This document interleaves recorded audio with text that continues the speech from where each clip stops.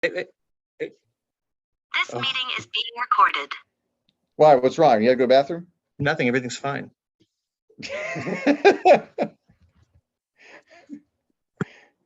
Back to normal? Good? Want to have a nice, clean, blurry screen. Yeah, good, good. It's just Yeah. kind of fuzzy. It's kind of fuzzy. It's like pudding. All right. So Brian, why don't you give us a quick background about your history working in the field of addiction and counseling? Okay. My name is Brian Hazard, LPC, CADC. And What does I that have even mean? What does that mean? it's just some alphabet letters, just some soup. So licensed professional counselor, certified alcohol and drug counselor, also a co-occurring disorder professional, which means I have a board certification from the Illinois Certification Board that says that I have knowledge in working with individuals with co-occurring disorders, both mental health and substance use disorder. CADC, well, I've been working in addictions counseling since 2006. And spent most of my career working directly in that field. And a couple of years ago, over 2 years ago now, finished up my graduate degree in clinical mental health counseling and came on board at Unbroken Family Counseling to, work with some fine fellows and ladies. Very good, very good. Oh, All right, so that's your background. What'd you say? I was gonna say, well, and experience with ADHD comes from a lot of individual study and personal experience. Yeah, yeah. You have. So what you're saying is you have ADHD. Dude, way to out me, Nick. So do I. It's fine. Who doesn't? All right. How did you end up how did you decide to get into the field of addictions though? Like what got you into that to begin with? The short version of my endearing little story is that, after my mom passed away, we were cleaning out papers, and I found my, Iowa basic skills tests from like 5th or 6th grade, the ones that you take every few years. And, and on there I had listed, like preferred occupation or what do you want to be when you grow up type thing. And I had written psychologist. I have always, really respected and appreciated counselors. As a kid, I spent a lot of time around them. And as a kid with ADHD, they were some of the few adults that were nice. And so that really made me sort of appreciate that and think that that's something I would like to be able to do for someone else.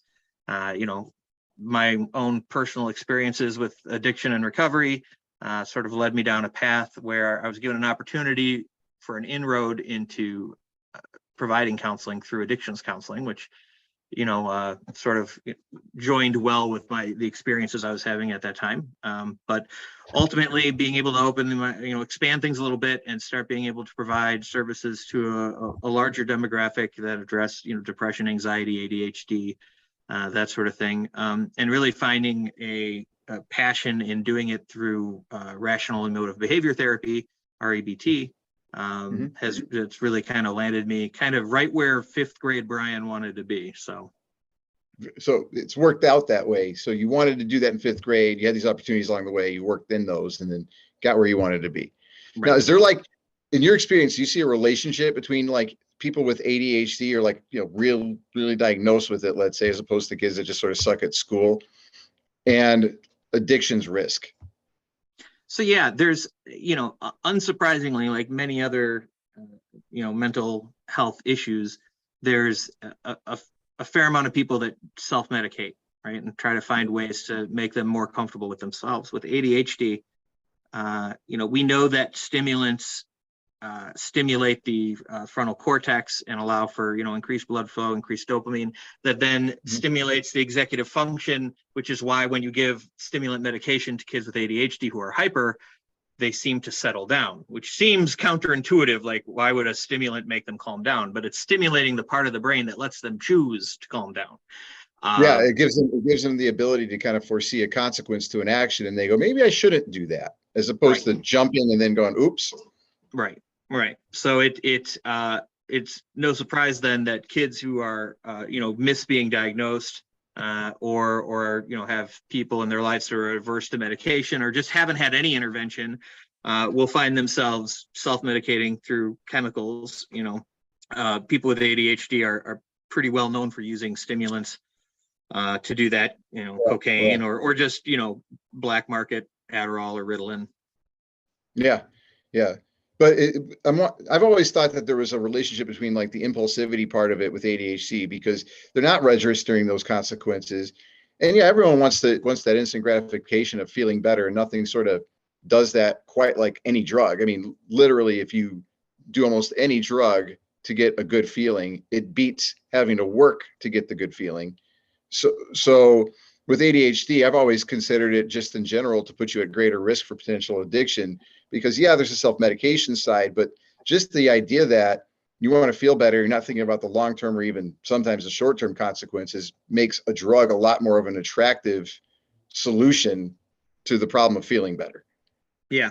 And I've often gone back and forth with myself on this. I don't think so I agree that there is an increased risk for people with ADHD to get, kind of keyed into substance use disorders. I don't think that having ADHD makes it harder to get off of them. I don't know what the research says on that, but I think addiction is hard, period.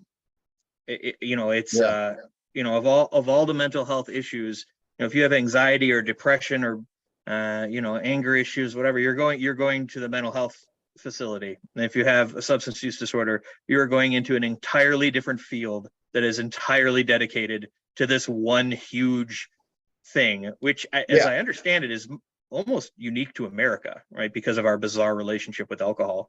Yeah, for real. Yeah. So it's a big thing to begin with. And I think, one of the most misunderstood concepts of addiction is how very difficult it is to mentally navigate getting into recovery. And that's hard for everybody. I don't think it would be harder for someone with ADHD. Now, once they get clean, I think there may be a higher risk of flipping, relapsing. Impulsing, not necessarily, permanently going back into using, but, sort of speaking to another misconception is, what are you guys doing? Speaking to another misconception. You're doing a video. Another misconception is, I can't tell you because I no longer remember what we were saying. Another misconception is that people who are trying to quit substance use or really any habitual behavior, if they fall off or they quote unquote slip, then they either weren't dedicated enough or they screwed up, or it means that they're not committed, when the reality is it takes all humans several tries to quit doing anything.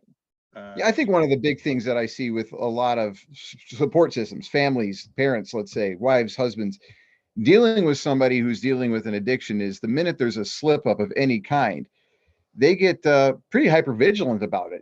They kind of freak out and they're like, oh my God, they want to give up hope right away. Right. And it's like, no, this is actually normal. Relapse is normal. It's common. It happens. You have to address it. You can't just go, okay, that's it. You have to address it and go back and figure it out. But the worst thing I think a lot of support systems do is they pull away from that person when they see the relapse, when what they should do is they should be there just as much as they are always there and support them and hope that they get better in whatever way they're capable. I don't think you should bend over backwards and do things that are entirely uncomfortable. Like, this person was so bad that they were stealing from you and stuff. Doesn't mean you still you suddenly let them move back into the house or something. You wait for that to kind of be really clear. You have to be careful if there's boundaries and betrayal and stuff, but that's a different issue in my opinion. But yeah, I think people get freaked out from a relapse. They don't fully understand it. But yeah, I'm with you on that. Is there any sort of, I've often talked to psychiatrists about this when it comes to drugs and ADHD. I had a psychiatrist tell me that one of the worst drugs a person with ADHD can do is marijuana. And they said it because ADHD is very motivational. It like really affects your ability to be motivated to do things. Like, that's one of the symptoms, is not doing things you don't want to do. And so you smoke a little bit of pot, you don't want to do anything, let alone something you don't want to do already.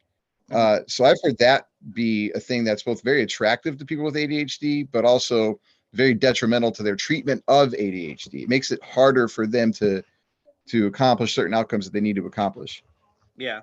That's a good perspective. I see where he's coming from on that. I don't know if that's the case. I could see that being the case. So Have much you of, experienced, have you seen that in your experience? I don't think I have. I mean, if we're talking about adolescents, any cannabis use is bad. Like they're not Right. done cooking. They haven't finished developing. So, Right.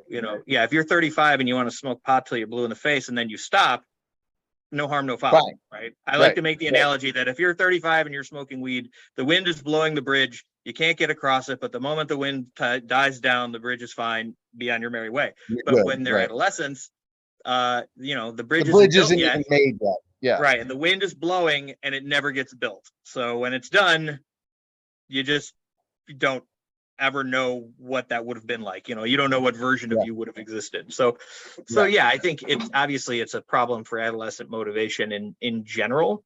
But if you've had clients that have ADHD and they're also big potheads, let's say, has that been more difficult for you to like help them change behaviors? I mean, yeah, medication is necessary, let's say, but they also have to change behaviors. They have to create positive routines. They have to plan ahead. They have to understand what they're dealing with. Have you seen that they've had a harder time doing that because of their weed use? So yes, but arguably yes to any substance you insert in that sentence. Like if they're, Got yeah. So I don't know it's necessarily cannabis alone, although I think that's probably the most likely thing that you're going to see, these days. A 16-year-old guy, getting involved in is probably, going to be cannabis. Yeah, because they have a sense that somehow it's less risky because it's not heroin, it's not cocaine. So what's the big deal? Oh, it's Plus, natural. I love it when they say natural. it's natural, right? Like, Yeah. poison ivy's natural, but you don't wipe your butt with it. So Yeah, it's freaking not really. heroin's made out of a poppy plant. Yeah, Well, we have to don't think- make heroin. Hemlock's natural. Deadly nightshade's natural. Yeah, Lions exactly. are natural. Yeah, Like, right. yeah, all of these things will kill you. Natural doesn't mean anything. Like Doesn't mean good. Doesn't mean it's good or organic. okay. Oh, this should be okay. It's organic. It's non-GMO hemlock. Yeah. Yeah, this belladonna is phosphate free or something. I don't know. So yeah, I think the biggest misconception or the biggest problem is that families incorrectly believe that their love is assumed and understood by everyone in the family, right? Of course, so when they take love away, when someone relapses, or even if someone with ADHD is not, again, a misconception about ADHD. If they take medication and they follow all these rules, then they won't have problems anymore. ADHD is a lifelong thing, right? It's a condition. I tell people it's more like a condition than a disorder. It's not like, depression can come and go, but ADHD doesn't. It's like there forever. Right. So this idea that when they get upset and they take love away, right? You relapsed, you didn't turn this stuff in, you lost your job, whatever the case may be, and they get angry and they say, okay, well, here's a consequence. The irony being that we basically decide whether or not someone has a substance use disorder by whether or not they have consequences, right? So Yeah. you could use as much as you want as long as you don't have physical issues, you're not losing your job. It's only a problem when it's a problem, right? It's only a problem if your wife's going to leave you, you're not going to work because of it, that kind of a thing, right? Right. So what happens is we say, okay, you don't have a substance use disorder unless you have a problem. So then you have a problem and you get involved either in, angry family dynamics or even worse, the criminal justice system. And now there's a new rule. It's not if you use so much that there's consequences, right? Or it's not if there are consequences, you have a problem. Now it's you have a problem and we're going to give you consequences, right? Like it's a whole different bar, totally different bar. No, it's not, so the natural consequences, let's say if someone who has if I have a glass of wine tonight, you wouldn't think I was an alcoholic. If I had a bottle of wine tonight, you probably wouldn't think I was an alcoholic. But if I have a bottle of wine tonight so much that I can't work tomorrow and I blow off my day and I miss my appointments, you would say, Nick, what's going on? And I would be like, yeah, I have a problem because that is ruling my life. And therefore there's a serious natural consequence to that, right? I would piss a bunch of clients off. I would hurt people. And so then that person has a problem. Your scenario only covers like a couple of the criteria. Gotta be dental. Yeah, right. Yeah. But then let's say I get a DUI or something, right? Like we'll use something like that. That's a bad enough consequences in and of itself. Or something worse. Let's say I get in a car accident and kill someone. That's a bad consequence. But on top of that, now I also have to deal with the legal consequences on top of that are not natural. Those are societal. That's like a double whammy on it. That's kind of what you're saying, is Yeah, that love is withheld when someone does something addictions wise that leads to a consequence, which is sort of like you're like, there's already a consequence. They already got their ass kicked from this. They already lost their job. So why do we want to double kick a man when he's down kind of a thing? right. Yeah, and well, and you bring up a point too in the ways in this conversation is that, we already know that people don't understand what mental health issues are. Somebody says, "Oh, I Yeah. like to keep my stapler straight. I have OCD." Right? Like we know Right. that that's not you're misunderstanding. People misunderstand ADHD. I have a hard time focusing. I have ADHD, but more so than any other condition or disorder, addiction and alcoholism have the biggest PR problem because those are not useful words. No one has any idea what anyone means when they say addiction or alcoholism. Alcoholism isn't a medical term. It's not No, used it's not. by, it's, yeah, We it don't, is we don't use it medically. Alcohol use disorder, something like that, but it's a not folk term. alcohol. Yeah. Yeah, it's a folk term. It's used by the 12-step fellowships, but even addiction, you'll hear people say, I'm addicted to chocolate. I'm addicted to Thursday night football. I'm addicted to shopping. I'm addicted to, I'm addicted to this game. I do this so much. I'm addicted to it. And I genuinely believe that this is part of what causes the misunderstanding of what addiction actually is, because they think that all of those things are the equivalent of addicted to heroin, Yeah. which is a completely and utterly different thing. Well, explain it, Bri. Explain it. What's the difference? I had Donnie explain this too, but I want to, I want to see consensus on this because I'm not, I have some experience with addiction, but I'm certainly not, I don't have a CADC. I'm not an expert in it. It's not the population I work with, but. Right. Well, so what I'm saying is that so this is why there's so many people who have this question. Why don't you just stop? Right. Like, because there's these things I've done in the past that weren't good for me and I stopped. So since addiction is being used for chocolate and heroin, which do hit similar receptors, coincidentally, since it's being used for both things, then people are thinking, well, yeah, so like if it's bad, why don't you just stop it? So, different chemicals affect the brain different ways, but in a sort of broad stroke way of saying it, like, there are many drugs of abuse that sort of hijack your lizard brain, the part of the brain that's not in the front, not your frontal lobe, not the highly developed I make decisions part, but like the back of the brain, right? The part that says eat, sleep, breed, right? Shelter, and it inserts using into that code, that list. Now you have, along with eat, sleep, breed, survive, you have use. So it's not, these aren't like pro and con decisions. People aren't like saying, well, let me think about it. I weighed the pros and cons and I've decided the best thing to do is go get high. They're not, the impulse is starting at a part of the brain that is activated. More like a compulse, it sounds like they have to, like, try not to breathe. You can't do it. Your body compels you to breathe. Right. And it's an incredibly strong, and here's the other issue, like, and heroin is a good example of this. Can that be behavioral? Like, I understand the comparison with chocolate or video games, but can people get that hijacked from a behavioral thing? Because you'll see that with sex addiction, kinda, but it doesn't seem the same. Even when the sex addicts and stuff I've worked with, there's consequences, and it isn't necessarily that out of control. Right. And so I truly believe it depends on the individual, right? Because I've seen people who have ruined their lives worse with gambling than other people have ruined their lives with heroin, right? Yeah. Me too. Yep. Because a dopamine burst is a dopamine burst, right? Like, and all these things, all these behaviors of, addictive behaviors cause those dopamine bursts, right?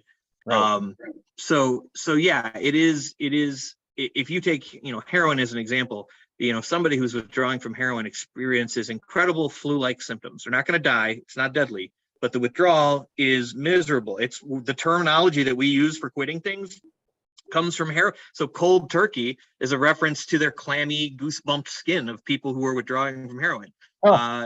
Kicking the habit comes from the restless leg syndrome of people withdrawing from heroin. Really? Yeah. That's what that meant. Yeah. So that's it. Yeah. You're kicking. So there's, I always imagine it like just kicking it out the door, like giving it the boot. Like kick the bucket and go to churches. Yeah. Right. Yeah. That is a very old reference. Somebody's like, huh? Google it. So quit distracting me. So yeah, like even though it's really miserable, it won't kill them. However, that being said, imagine you had the worst flu of your life and you knew exactly how to get rid of it. And now imagine that thing that will get rid of it is also your favorite thing that you have ever experienced in your entire life, bar none. And it's also causing this though, too. I mean, you not using it. The causing it is that the causing it is that, Yeah. I am sick. I could be well instantly within seconds if I do this thing, which also, by the way, feels better than anything I've ever done in my life. It's the best thing. It makes me the happiest. Ever. Yeah. And then, to see someone, I remember, when you see somebody who's like sitting there with like an energy drink and a cigarette, and they're like, why don't they just quit? And you're like, are you kidding me? And I say, Yeah. I say this. I I don't say know. this. Why don't you just quit there, Billy Bob? Yeah, I say this to everybody. Like, listen, take whatever it is that you feel like you shouldn't be doing. Take the thing that you feel like is inhibiting you in life the most, or the thing that's causing you. No, and then stop. I'll see you in a week. Let me know how it goes. Right. Yeah, Like, and then add to that when you stop, it's going to give you the flu. And all you have to do to make the flu go away is use the thing once again, and then see how you do. right. Right. So, yeah. People might jones for a cigarette or something, but they don't get the flu from it. No, but strangely enough, you're not getting blood because they're not smoking a cigarette. right. Yeah. Strangely enough, nicotine is whatever they put in those is magnificently addictive. To the point where I've known tons of people who have been able to get off of hardcore drugs and still have a hard time quitting smoking. Yep. I've known people that started smoking in rehab, for God's sake. Right. You gotta replace the life with something. Yeah, I need something to get me through this. I was like, who told you that? What? Yeah, okay. Absolutely. Yeah, but so like I think that like so many other things. Going back to part of the things like I want to talk, because you and Donnie are saying a lot of the same things. So I wanted your perspective on this specifically because of the ADHD angle, right? So if you're that way and you're already in a short-term mindset, instant gratification maybe mindset, and how much more difficult would that be then to just make the highly painful thing go away and replace it with something entirely pleasurable instantly? I mean, if you have ADHD, I would think that would make it harder to quit, because you're not going to be thinking of, well, I just have to hold on for another 2 weeks. You're going to be like, give me the freaking heroin. But no one is like, that's true for everyone. Like that Right. I don't know that it's worse for someone with ADHD at that point, because the brain is hijacked, right? And so no one is forward thinking at that point, and So that's why. So someone who's that addicted on it and going through that isn't going to necessarily have enough, I don't know, delayed gratification or whatever you want to call it, enough of a mindset to think ahead of the consequences and stuff. Anyway, it's hard as hell regardless, because your brain has effectively been rewritten by that drug. Right. So I mean, like, if the issue is that everybody's supposed to be doing this thing and someone with ADHD is not doing that thing, now if they get into addiction, they can't not do that thing more, right? They're already not doing it. But that goes back to the whole withdrawing of love thing, right? Like, the number one thing that benefits people in recovery, well, the two biggest things are the humility and willingness and understanding that they need exterior help, that they need other people, that they don't know what to do, and they don't have the answers, right? Like, I have almost no hope for anybody who says, I think I got this, I know what I need to do, I'm confident, I'm going to move forward. I have almost no hope for that person. Wow. Yeah, the person who says, I'm scared, I don't know what to do, I need help, I need input, I'm not sure I'm going to stay clean, that's the person who has a chance, because they're the one that's going to listen when somebody says, hey, your hijacked brain just said something stupid, don't do it. And that's social support is the number one thing that's going to be helpful to someone with addiction. That social support is also critical for anybody with ADHD who's trying to manage their life back into play, because they need a little grace and mercy to screw up and not have that mean end of days, that they don't care and they're not trying because they made a mistake. So so both of those things are really supported heavily by social support, which is why the 12-step groups work. The 12-step groups don't work because of the 12 steps of AA or NA, right? That may help people stay clean, But what gets them clean are the people in the fellowship who not only know what it feels like, but they know what all the nonsense sounds like when it comes out of their face, and are comfortable enough to tell you, hey, guess what? There's that nonsense again. And no, I got your back. I'm not buying it. Get in the car. We're going to Bolero. Which is why everything you just got done saying about the person who recognizes they can't do it on their own and how that fits into the whole first step of the 12 steps is necessary. It's really the most important thing, because if I'm going to that group and go, look at these losers, I'm not going to do well. If I go to this group going, hey, I'm counting on you guys to be there for me when I screw this up, and they will, you'll be good. Right. And the benefit of the meetings is that you've got literally a pre-built, pre-made room of like-minded people who are all on board, because the whole system requires everybody help, each one teach one, everybody pull one up. So, that's what sponsorship is. That's what that fellowship is that, people in recovery, there's a certain sense of feeling honored when somebody asks for help, right? Because it means like, wow, I must not look that insane anymore. Somebody thought I might be able to be useful to them. That's awesome. My understanding too is though that you as a sponsor is part of the 12 steps, because that's also something that keeps you sober, right? Like, because now I can't just do it in a selfish way, because if I slip up, I'm affecting these other people. I can't hurt them, right, by doing that. Right. And we are fancy social monkeys with a tendency for pattern recognition. Like, that's what we are, right? Yeah. So we need social structure, period, for in all circumstances, right? Like, we consider isolationist behavior to be deviant, because we are at heart social fancy monkeys, right? So we need a pack, we need a tribe, we need a village, we need people around us. Especially with something like addiction, like, your personality will change. You will have a moment, because cravings feel like decisions, right? So you'll have a moment where in that moment, you really, really do believe that you've decided to go get high. And if someone is there to keep you from doing that, the next morning, you will realize how very little decision was actually going into that, right? And you will be grateful because, like, oh my God, I can't believe I almost did that. But in that moment, no matter who, that is the trickiest component of addiction, is that you cannot be ready for, because you'll change your mind. You'll really feel like you have changed. It's like the ring. Right? Like, it's like the ring from Lord of the Rings. Oh, yeah. Yeah, the ring is mine. Yeah, like, it changes you, right, in that moment. And the other big thing I think people don't realize about addiction is that cravings go away whether you use or not. They come in waves. They're not constant. Regardless. It's tied to drive. It's what you're saying about the lizard brain thing. It's tied to our drives, like you said, eat, sleep, breed. Those are all drives. We're driven to do that somewhat instinctually. So that's where cravings and stuff, I think, are related. Right. I'm curious about this though. Like, a person with ADHD, right? There's some comparisons to that with like autism, and there's some social awkwardness and interruptions and impulsivity and that kind of a thing. I know, you keep interrupting me this whole time. Yeah, no shit. We both have it. There we go. But what I'm saying is that's got to affect the ability to have, I don't know, close friends, or like I know that people with ADHD have a harder time being in healthy marriages, for instance. Like, the marriage, they have a higher divorce rate, that kind of a stuff. So if the social support system is such an important part of a recovery, and someone with ADHD has a hard time with a lot of that stuff, like, what can they do? Like, to some degree, you need that other person to agree to be there for you. And maybe you annoy the shit out of them and they don't like you that much. Well, so I mean, that's true. I did, early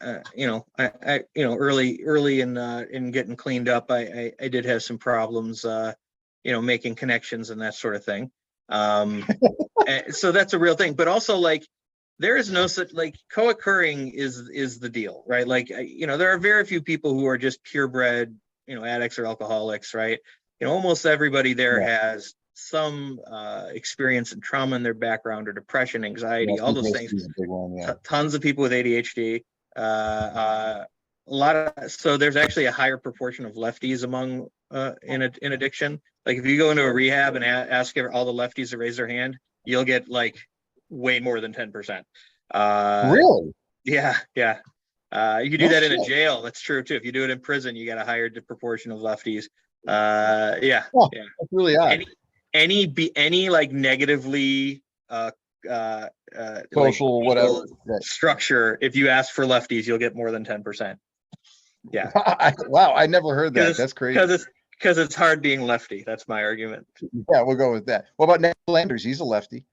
Yeah, I mean that's fine. That's Ned, right? That's what you just did is why people don't understand addiction or ADHD. Well, I sometimes I lose concentration, but I get my work done.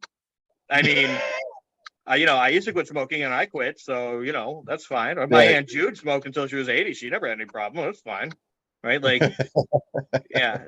The anecdotes are the bane of my existence when it comes to dealing with addiction and ADHD. I saw it on TikTok that all you have to do is right. Yeah, I saw a TikTok on ADHD that said like, her tip was, since you can't remember that things are in the cabinet or where they are, to take the cabinet doors off, because then you're able to see everything. And she referred to it as an issue with object permanency. And I was like, No.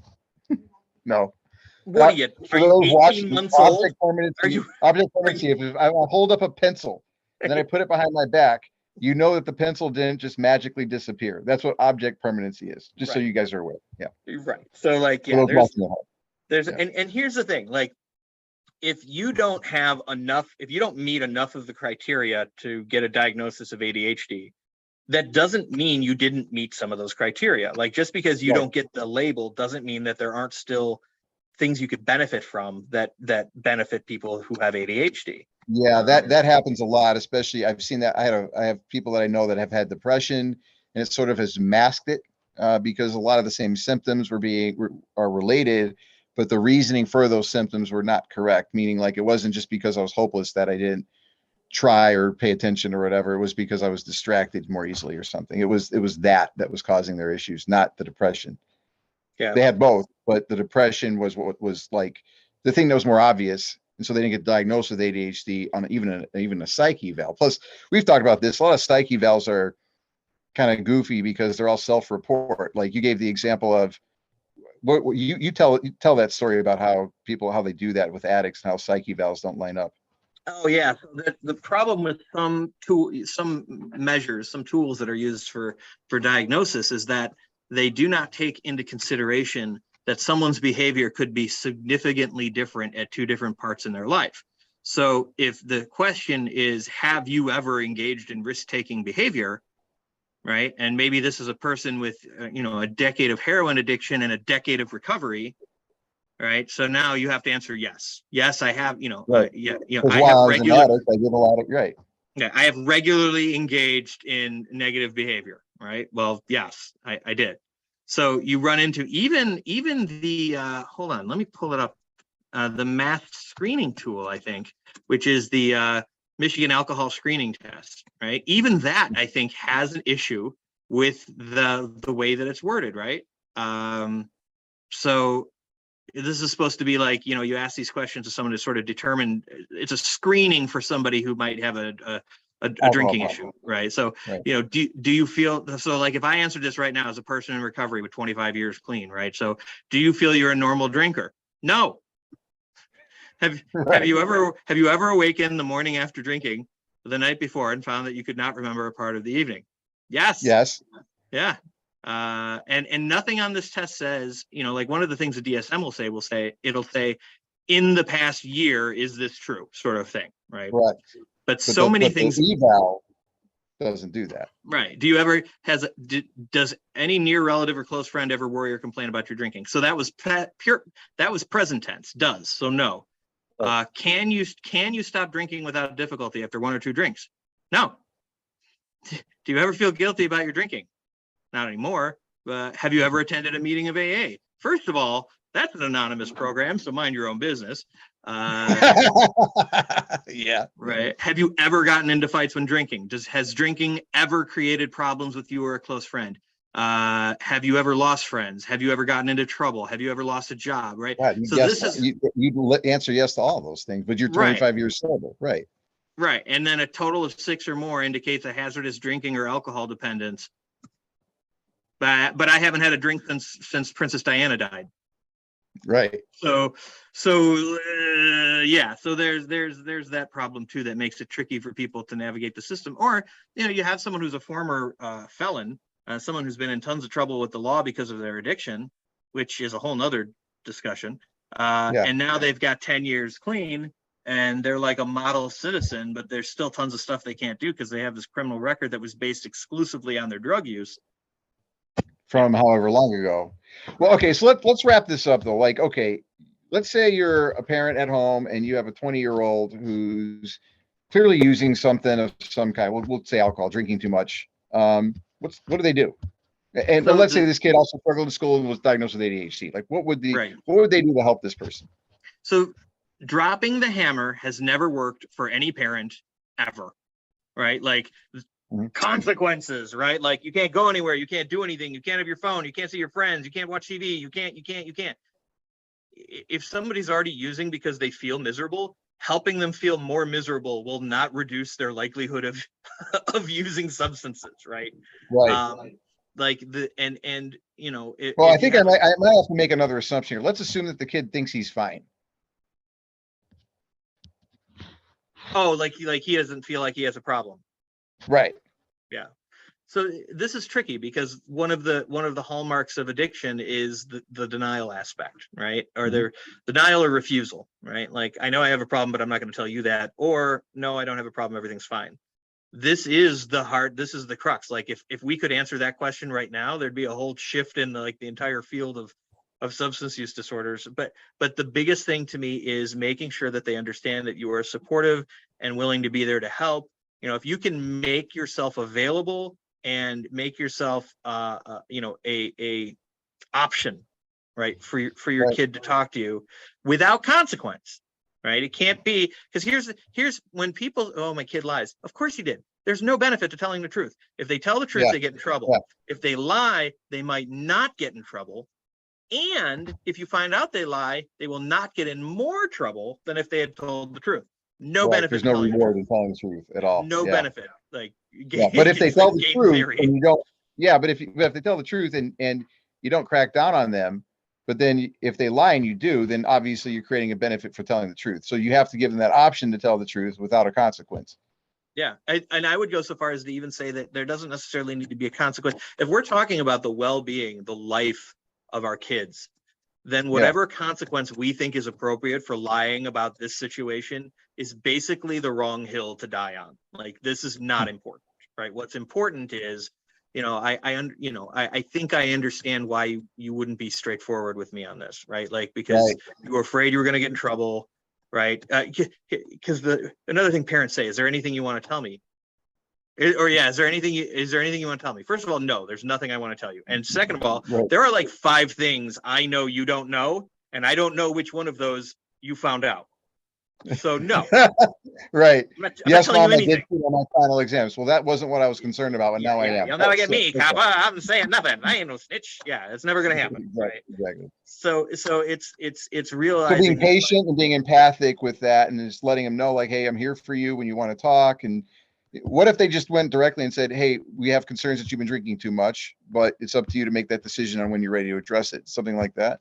I think that's valuable. I think if parents can have the gumption to do that and not take it personally. If you have a kid who's using and he says he's going to not use and then he uses again, that wasn't personal. That had nothing to do with us as parents, right?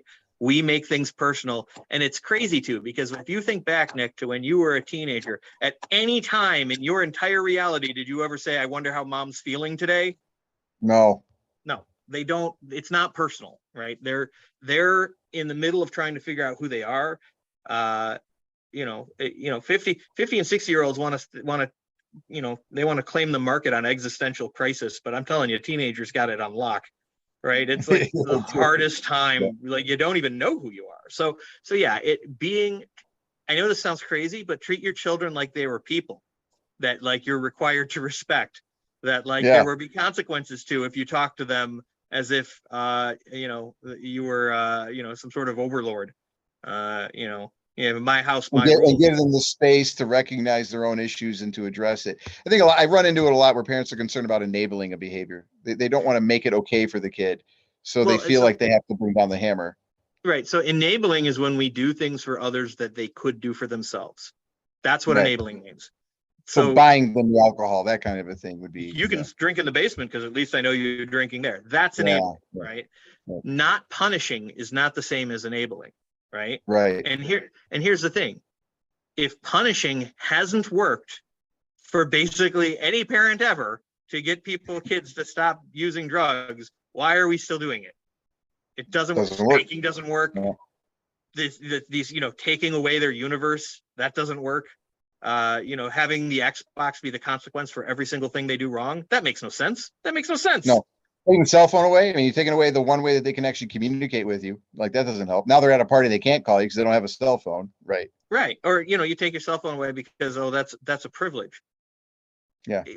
Yeah, I guess if you're like the warden, you know what I mean? Like, you Right. can go, come on down, you get some yard time, what right. do we, so anyway. Yeah, we used to say that it was worse to disappoint our parents than it was to get grounded. Like the relationship mattered really a lot more than whatever consequence they could throw at us. Well, and if your kid with ADHD is having trouble in school and having a hard time doing their homework, I can't tell you how many times I've had kids tell me like they never talk to me unless they're asking me about my homework.